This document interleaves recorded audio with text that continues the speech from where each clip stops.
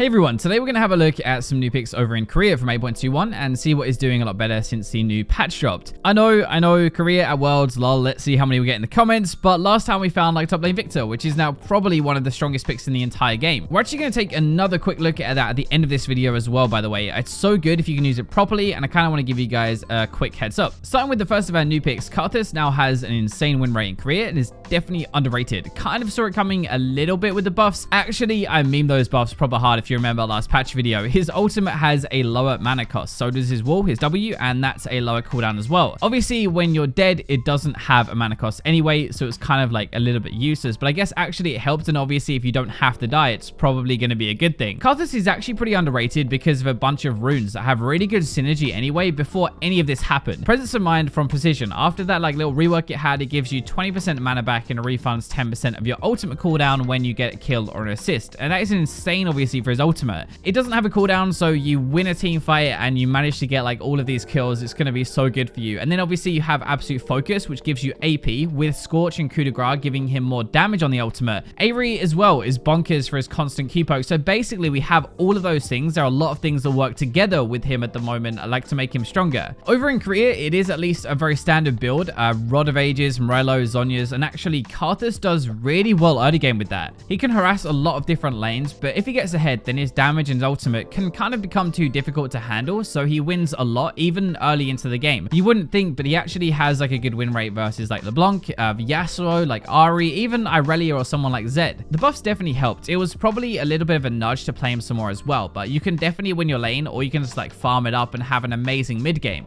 Jax Top is our second pick, and I know he's nothing new or anything like that, but we talked about this a little bit in my weird career builds video. That was more centered around this guy getting a Dark Seal on his first base on Jax. He did it because he'd get the AP, he could snowball, and it has really good synergy with the Corrupting Potion, but this is all about the Essence Reaver. It was made 200 gold cheaper this patch, and in Korea, they basically rushed this second item every single game after a Trinity Force. I know a lot of people play Jax, and this is a really good way to kind of switch up your build a little bit, carry harder, so I thought it might help with the end of season grind. That's why I wanted to look at it really, but basically it turns him into a machine for like 6 seconds after you use your ultimate, where you can jump around, you can smash with your W a lot more. It does make you easier to kill, but if you split push or like you 1v1 or 1v2 at one point, then it definitely can work out, and it's actually really good. It gives you cooldown reduction anyway and a bunch of AD, but it's like 50% attack speed, and your auto attacks giving you 20% of the remaining cooldown back. That makes the massive difference. You'd be surprised, but in Korea, it's kind of like a switch. As soon as they have bought this item and they have Trinity Force as well, they turn it up a gear and go absolutely ham, and his win rate spikes massively up. Also, if you're not already, Inspiration Secondary is amazing. It's got such a better win rate than going Resolve. Yes, more easy to kill again, but free boots and Time Warp Tonic means better trading, and it saves you a kill's worth of gold.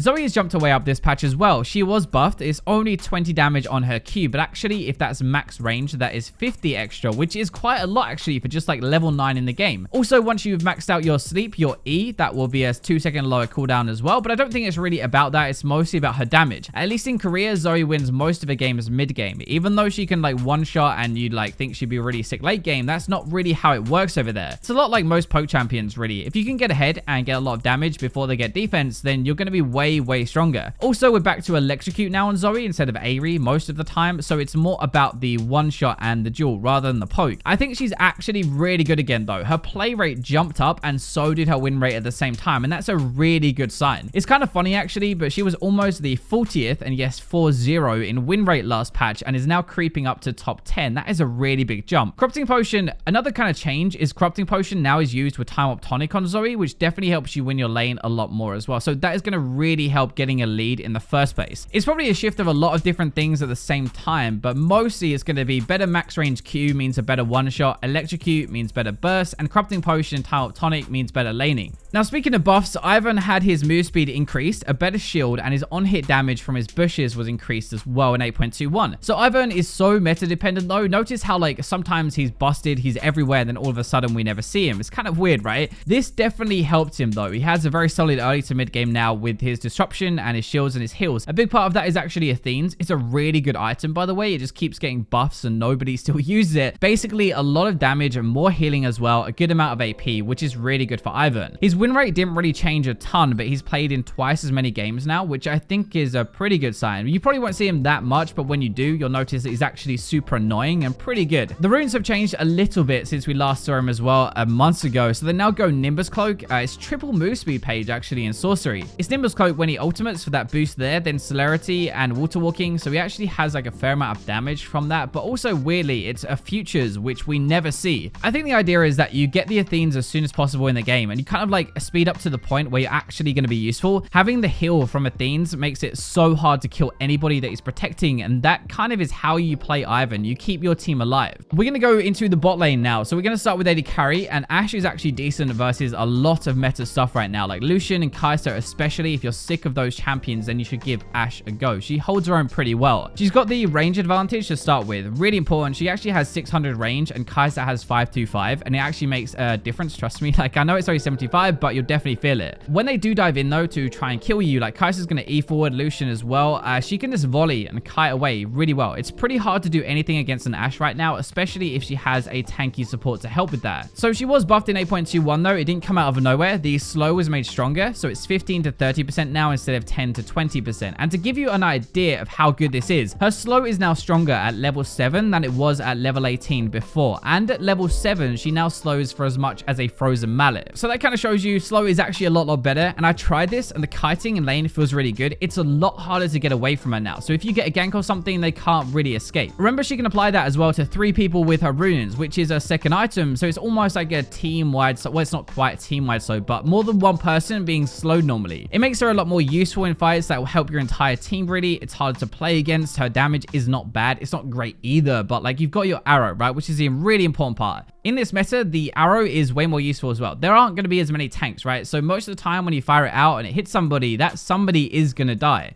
Looking at our support for the video as well, we've got Fiddlesticks seems to kind of suddenly be back. We had him ages ago, then he vanished, and now he's there again. One of the only champions at the moment as well who is doing well against things like Thresh and Alistar, but it boils down to kind of 2 parts. So number 1, you've got the poke build. Like, it's mostly area damage centered in career again at the moment. So the idea is that with the recent nerf, they only have 2 potions to start the game with, and if you can bounce and like kind of poke them, they can't really fight. The thing is, when they do finally go in, they should be like half health or something, but you can basically walk up, you can fear the enemy AD carry, so they can't fight. Like, he can't follow up and you just disengage. He's also still really good against Morgana, by the way, because he can insta-pop a black shield with an Emax and fear, which makes her life like 10 times harder to actually do anything. That is obviously just lane phase, right? Works for the same reasons for a lot of different champions, but we kind of want him for his ultimate and his fear in team fights more than anything else in the current game. That is where he wins most of the time in career. It's that middle portion of the game. It's not really early game and it's not really super late, but that sweet spot in the middle where like nobody has a QSS for the fear and your damage is still pretty high.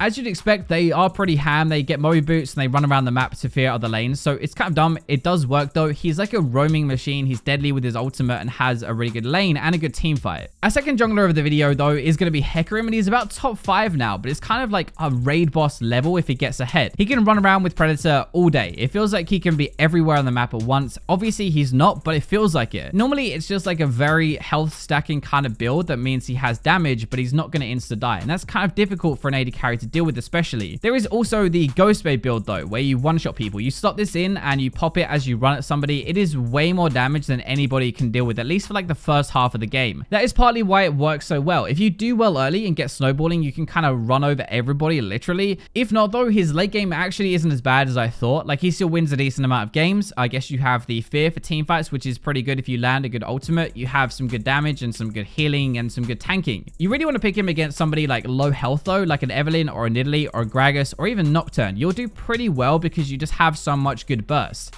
Okay, so Victor Top is going to round out this video for us. We talked about it last time, but I don't feel like I can talk about career right now and not talk about the best pick over there. I think he's 100% overpowered, and if you use him, it's probably the easiest way to get some LP this close to the end of the season, so we're going to go over it and how you'd actually use it. So first off, it is Qmax, not E. Qmax Q upgrade first, and you spam this for huge shields, move speed, and the damage with your Sheen. That is why it works. It is not a poke build, it's not wave clear, it's not a burst build, it's a kite build. You go in and out of fights bursts with your Q, and you just literally duck in and out with the cooldown. That playstyle also gives you a ton of gold with Kleptomancy procs and better laning because you're getting loads of potions and elixirs and stuff from the procs that actually helps you a lot. And that is one of Victor's like worst areas, his laning. So you have more gold, you have more items overall, and you're going to get them faster as well, which is great. And those items are mostly tank or bits of both. It makes him very hard to kill, but he is still deadly because his base damage is really high, which mid game is kind of like the dream. That is what you want really. You want to win your lane with your poke, with your Q. You want to get a lot of gold, get items, and then group and start to use your lead. It's kind of like Urgot. If you wait too long in a game, you're probably going to lose, but mid game you have really sick damage. You're very tanky. They can't burst you hard enough to get through your kiting and your shields with your Q, and it's almost unstoppable if it's done properly. I just wanted to go over that real quick in case you play top or you wanted to try this Victor out. It's really popular, but I've seen a lot of people doing it wrong. Thank you for watching the video today. Let me know what you think of all the picks, but for now, I will leave you with the robots.